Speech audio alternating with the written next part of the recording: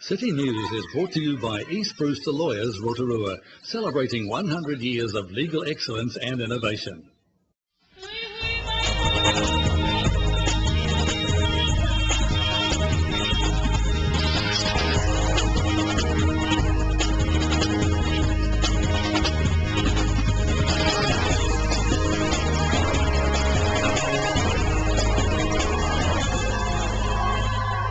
Good evening, Rotorua. Well, the Chiefs are in town to play against the Blues, so I thought we'd stay with the theme tonight. On City News tonight, smokers are being encouraged to take up the Wero Challenge to help them quit the habit. Mayor Steve Chadwick has announced that an independent review of the council's financial disclosures is to be commissioned. And kayak sprint paddlers converge on Lake Tikitapu this weekend for the New Zealand Canoe Sprint Championships. Smokers are being encouraged to take up the Wero Challenge to help them stop. Dr. Marewa Glover launched the challenge at a seminar earlier this week. Dr. Glover says the Maori community still has a high proportion of smokers in some categories, and the Wero Challenge is targeted at them. Wero as a group stop smoking competition.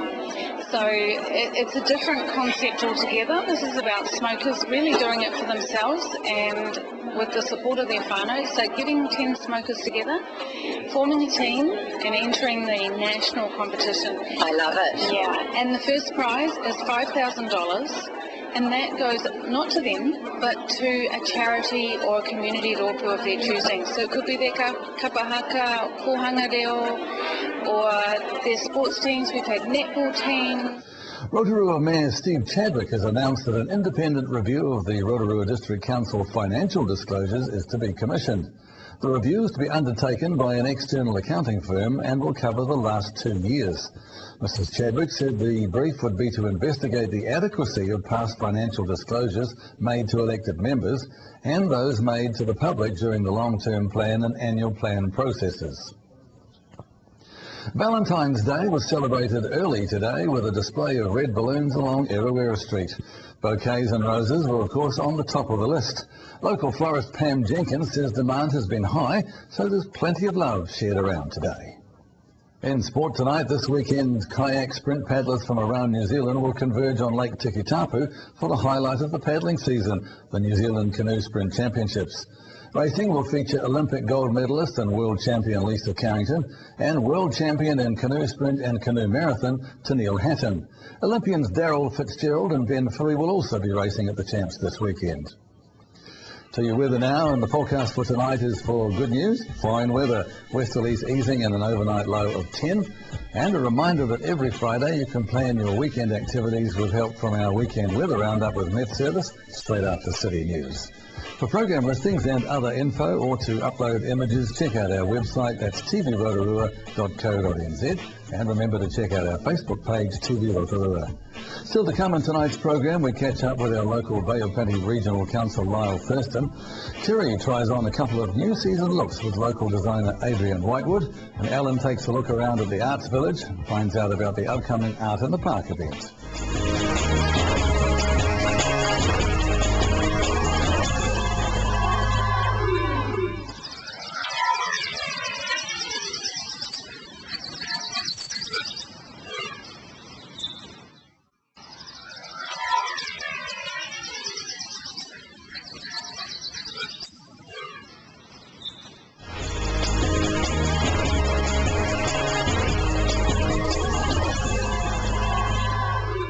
Kia ora everybody, well I'm at the Rotorua Regional Council offices and I have a man with me now who's responsible for all those free bus rides that you got over Christmas.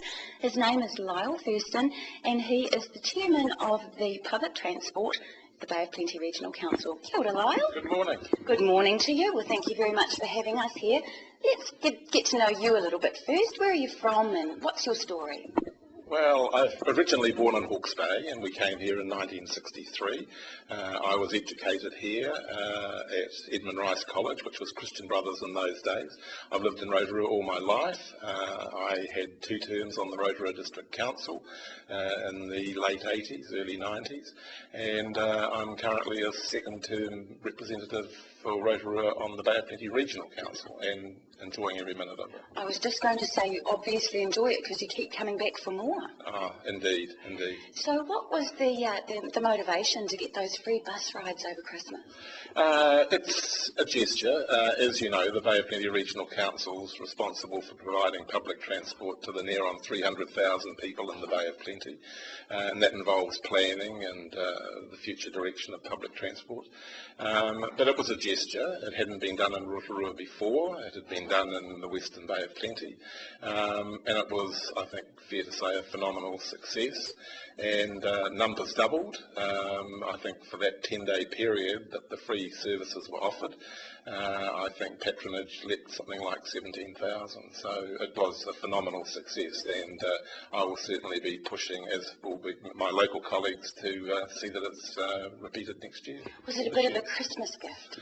Well, it was a big thank you. It was a big thank you to the bus patrons in Rotorua, and also, dare I say, a little teaser to those who'd never used public transport before, and I think those are the numbers in particular that boosted it up to the near on 17,000. So, no, it was a great success, and I think, but we must acknowledge our provider, Reesby's Buses.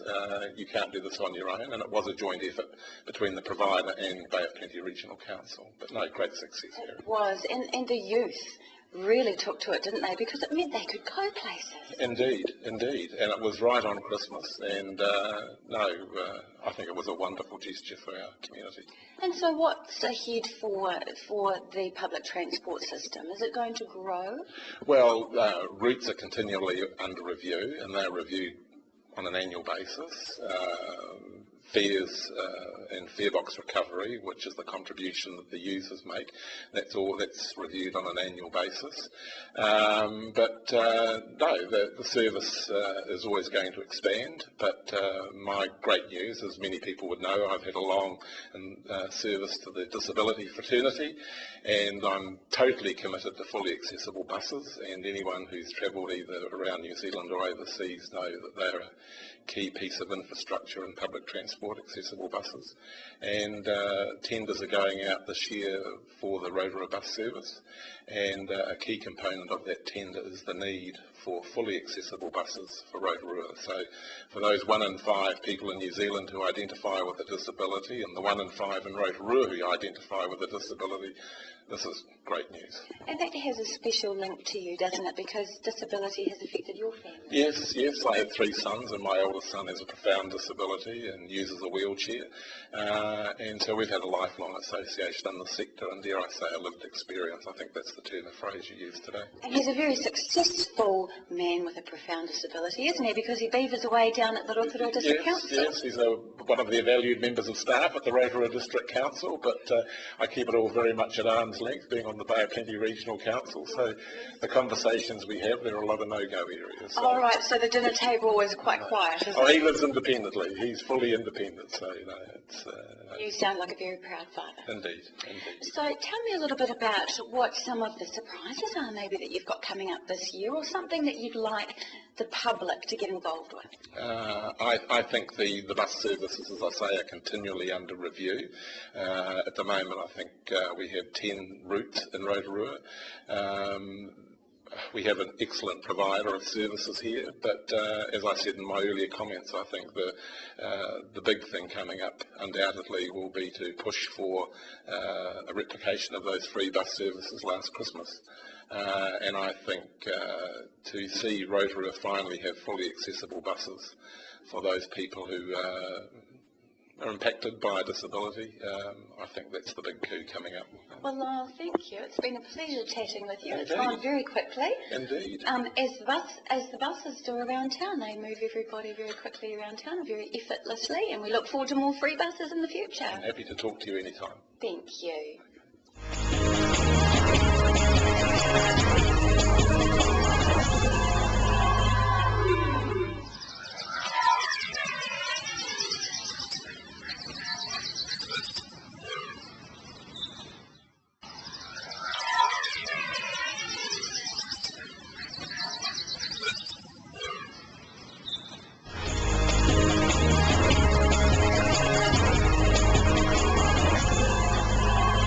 Kia ora everybody. Well, I am dressed in a spectacular gown made by one of our very own, Adrian Whitewood, one of our premier designers, and a young Māori woman that we can be very proud of. Kia ora, Adrian. Oh, kia ora, Kitty.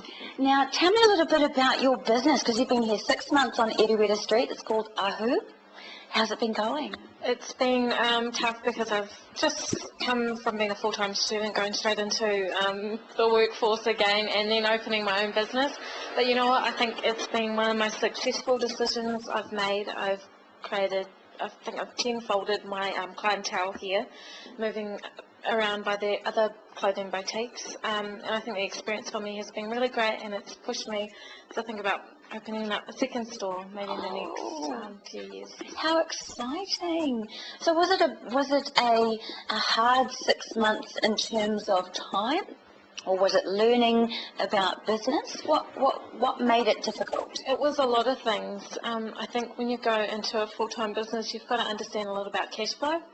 It's not necessarily sales are really good, but it's actually understanding how to manage your money and making sure that you're saving as well. You know, you've got GST coming in, taxes, and you get ACC ringing you up. So I think it's just kind of micromanaging my business. I have found it a little bit difficult. The successes that have come out of it is I've been able to create so many different collections. You know, I'll sell one thing within 3 weeks, a style, and then I move on to another style, so it's having to design every 3 weeks. It's pretty exciting for me. And then I do 2 major collections a year, so I do summer and then I do winter. And I've got part of your summer collection on, haven't I? And you may see that I modelled some of your other things that you've got on in the shop. So what's your response been to your summer collection?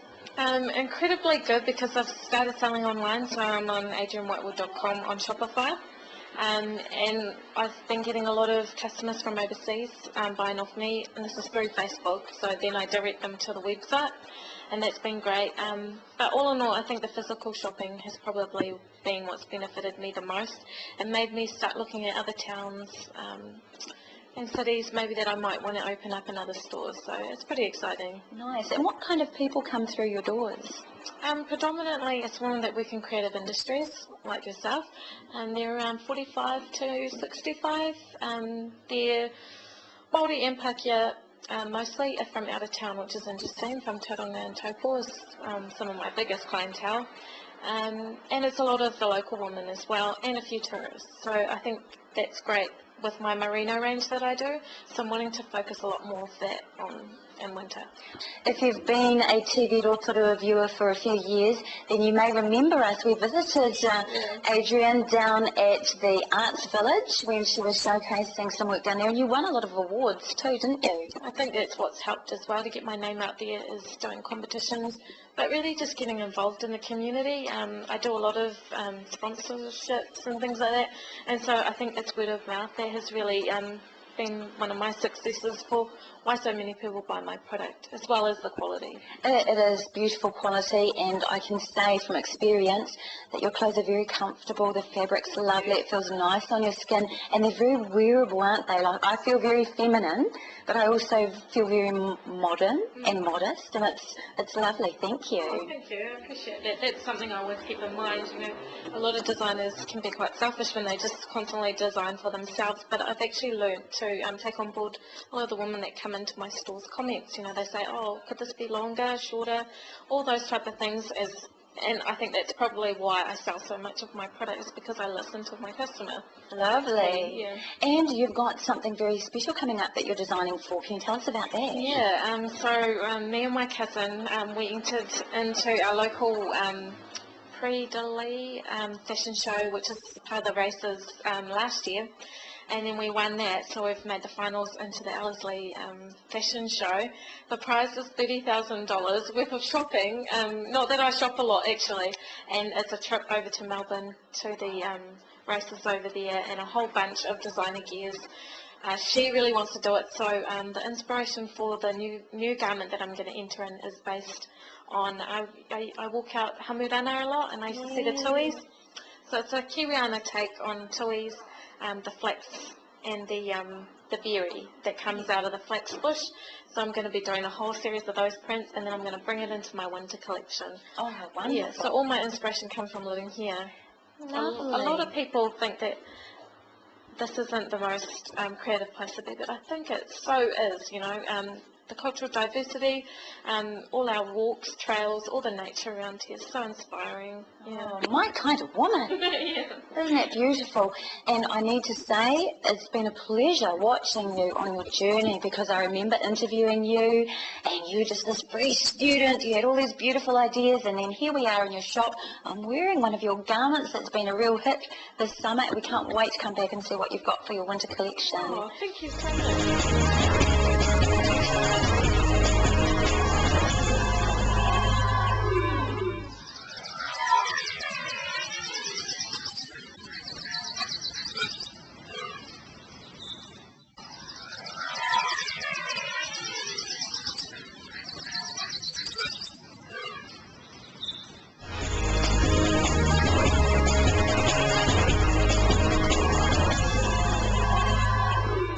Well, if you're a bit of an art lover, we've got a great story for you today, because on the 23rd of February is the Art in the Park, which is, from what I understand, the biggest one that the Art Village have put on.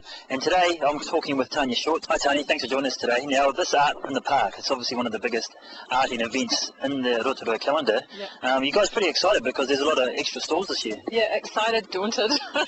There's 71 booked stalls this year, and we've had heaps of foodie people ringing us up and asking if they can come, but they actually physically can't fit. Wow. Yeah, so that's pretty cool.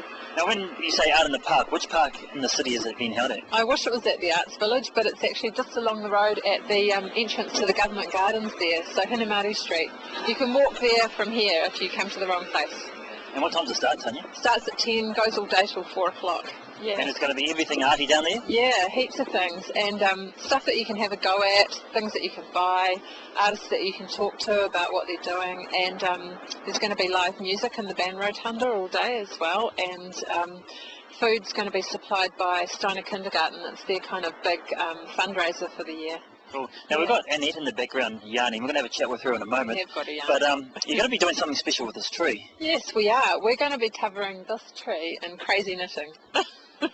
So we're getting, Annette's been working on the project as the coordinator, and she's been drawing in so many people from the community to help, and it's a crazy thing to cover a tree, but crazy is fun. Of course. You know, and people have got to have fun, so part of it's about bringing attention to the Arts Village and just letting people know that there are activities that they can take part in down here. So you're going to cover all the branches, or just the main? Well, you can't really. There is no main trunk because it's everywhere. It's like a spider. It's got 10 trunks, yeah. It's going to be covered with spider crocheting, hopefully, and God knows how much is going to come in because so many different people are involved. So it's kind of going to be a let's see what we've got and let's see what we can do at the end of the day. Obviously, to get projects like this off the ground, you need funding. So has there been any community organisations that are supporting you guys? Yeah, the Geyser Community Foundation, which is all about raising local money, you know, for people of Rotorua. They, somebody generously has given some money towards an arts grant, and we're the first recipients. So Fantastic. That's pretty amazing. Yeah. All right, awesome. Thanks. All right, Tanya, thanks for your time. Thank you. Well, joining me now is Annette Bates. Now, she's Rotorua's very own Mad Yarner. Thanks for joining us today, Annette. Is the Mad Yarner, is that a correct term I could use? Oh, I'm pretty sure you can call me that. Now, we've come to talk to you about yarn bombing a tree. Yeah. Now, we've heard about flash mobs and we've talked about photo bombing and things like that, but yarn bombing is a little bit different. Explain. Oh, normally a yarn bomb is bombing something, bombing a tree, say a bridge or a tank or a building. In this case, we're going to bomb the tree out the front of the Arts Village with knitting and crochet, and normally it would be done overnight. So it's all been done behind the scenes, and then all of a sudden, wham, that tree is covered in knitting, bright coloured knitting and crochet, and it's bombed. So people, one minute see a ball tree, next day, whoa, there it is. So you've been with a group of other Mad Yarners and you've been knitting and making all these different shapes and patterns. We sure have. Yeah? Yep. How long is it going to take you? Well, I'm hoping only a couple of months. We started just before Christmas. We've had some workshops, lots of practical workshops, learning to knit, learning to crochet, and free, totally free. Yeah. Yeah. Has it been mainly women that's coming along, older women, or is it people? No, we get men. We've had little boys, little girls. We've had older men. I've had Dr. Escott. He came in at the pop-up gallery when we had a knit station there and did some knitting. Wow. Lots of men, actually. You'd be surprised. Even my son. My son was knitting when we were on holiday in the caravan with 2 pens. Now, there's going to be some people sitting at home thinking, there's people out there that need clothes. Yeah. Give them some clothes instead of knitting for a tree. Well, what do you say to that? Well, they can have it afterwards. But in the meantime, what we want to do is put it out there that knitting and crochet is not just about grannies doing knitting and crochet and making jerseys. It's also a sculptural form. We're creating an artistic sculpture out there, and it's going to put it out there and introduce it to the new generations, and hopefully our grandchildren and great-grandchildren are going to go, wow, love it, I want to learn, and then they will get to know all about knitting and crochet, so that in the future they'll be able to look after those jerseys and cardigans that grandmas have made for them. Wow, that's amazing, isn't it? Yeah. Now, obviously, when you see these sorts of colours, it's going to grab people's attention, and there's obviously that's the reaction that you want. Yes, absolutely. Yep, we're using lovely bright colours like bright pink, and we've got a bright other colours. Now, I've got orange. I've got a darning needle here, but what's the difference between that? No, that's not a darning needle, Alan. That's actually a crochet hook. See, I don't even know. No, I know you don't know. See, that's a crochet hook. And that's from making the crochet, which is sitting there on your knee. So that's different again. So that's different again, yep. Yeah.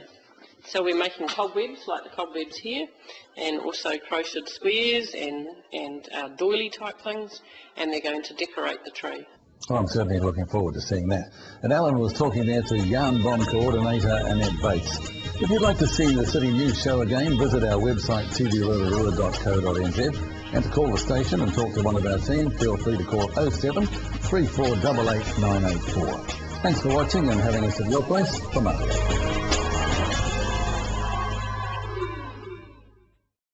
Supporting local content so you can see more of New Zealand on air. City News was brought to you by East Brewster Lawyers Rotorua, celebrating 100 years of legal excellence and innovation.